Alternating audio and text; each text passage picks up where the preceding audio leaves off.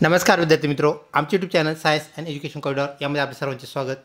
B.Ed CET 2025 जी की अत्यंत जवळ आलेली आहे। अवघ्या एका आठवड्याच्या फरकाने असलेली बीएड CET या धर्तीवर आपल्या हॉल तिकीटचे आहेत अद्याप आपल्याला अवेलेबल झालेले पाहायला मिळाले नाही। पाठीमागे आपण त्याची अपडेट्स चेक केलेली आहे। तर चला आपल्या CET सेलवरती पाहूया या संदर्भातील काय अपडेट आहे। तत्पूर्वी आपण जर आमच्या चॅनलवरती नवीन असाल तर कृपया चॅनलला सबस्क्राईब करा, तसेच व्हिडिओ आवडल्यास नक्कीच मित्रपरिवारामध्ये शेअर करा। बीएड CETच्या सर्व अपडेट्स, बीएड प्रवेशाच्या सर्व अपडेट्स आमच्या चॅनलवरती आपल्याला सर्वप्रथम मिळतील याची खात्री बाळगा। तसेच सर्व व्हिडिओ लेक्चर्स म्हणजेच शिक्षकाभिवृत्ती, सामान्य ज्ञान आणि बुद्धिमत्ता या सर्व घटकांचे लेक्चर्स आमच्या चॅनलवरती अवेलेबल आहेत। ते आपण पाहिले नसतील तर कृपया पाहून घ्या, जेणेकरून आपल्याला बीएड CETला चांगला स्कोअर करता येईल। तसेच मागील वर्षाच्या ज्या प्रश्नपत्रिका आहेत 2017 पासून ते 2024 पर्यंत याचाही आपण संदर्भ घ्यावा, जेणेकरून आपल्याला चांगला स्कोअर करता येईल। आपल्या गुगल क्रोममध्ये CET सेल असं टाईप करून आपण सर्च केला असता आपण एका पेजवरती जातो, ते म्हणजे cetcell.mahacet.org ही आपली जेन्युइन वेबसाईट आहे।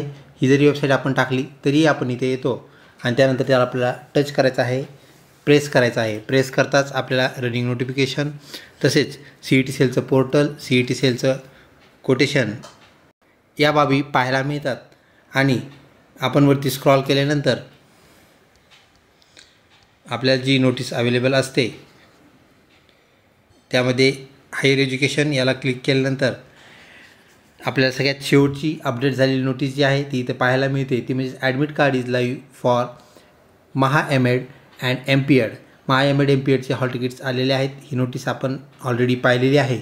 12 तारखेला ही पब्लिश झालेली नोटीस होय, म्हणजेच अद्याप कुठलीही आपल्या CET सेलची नोटीस आपल्या बीएड CET संदर्भात, जनरल बीएड CET, ELCT व स्पेशल बीएड CET संदर्भात पाहायला मिळत नाही। यानंतर आपण लॉग इन करून पाहूया। यासाठी आपल्याला काय करावे लागेल तर CET सेल एक्झामिनेशन पोर्टल याला आपल्याला क्लिक करावं लागेल। याला क्लिक करताच आपण परत एका पेजवरती जातो, जेथे आपल्याला रजिस्टर ईमेल ID पासवर्ड टाकण्याचं सांगण्यात येतं, ते आपण भरूया। ते भरल्यानंतर आपण इथं एका पेजवरती येतो, जेथे आपल्याला CET सेलचा प्रोफाईल फोटो पाहायला मिळतो। तसेच CET सेल रजिस्ट्रेशन ही एक tab, profile tab, psychometric test tab, help desk tab, hall ticket, admit card आणि ऑब्जेक्शन ट्रॅकर जे की आपल्या प्रवेशासंदर्भात निगडीत आहे। त्यानंतर आपला जो निकाल आहे तो लागल्यानंतर आपलं स्कोअर कार्ड आपल्याला पाहायला भेटतं। त्यामुळे ह्या ज्या 3 टॅब आहेत त्या सध्या इनॅक्टिव्ह असलेल्या आपल्याला पाहायला मिळतात।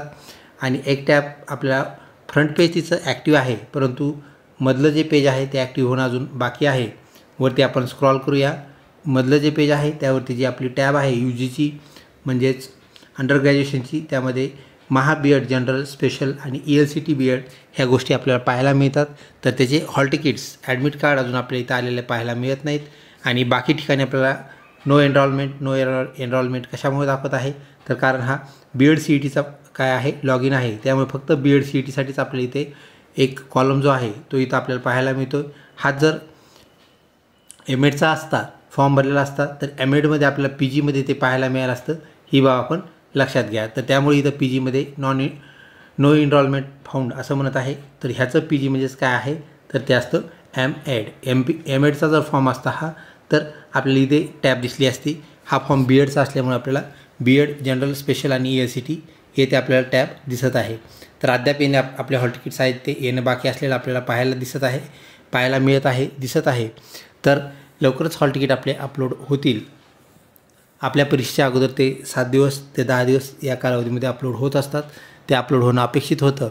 जसं की MPED, MEd याचे जे हॉल तिकीट्स आहेत ते अवेलेबल झाले होते, ते 7व्या दिवशी अवेलेबल झाले होते। 7 दिवस परीक्षा बाकी असताना अवेलेबल झाले होते। तर अशा प्रकारे विद्यार्थी मित्र आपल्याला हॉल तिकीट चेक करता येतात। आपणही हॉल तिकीट परत एकदा चेक करू शकता।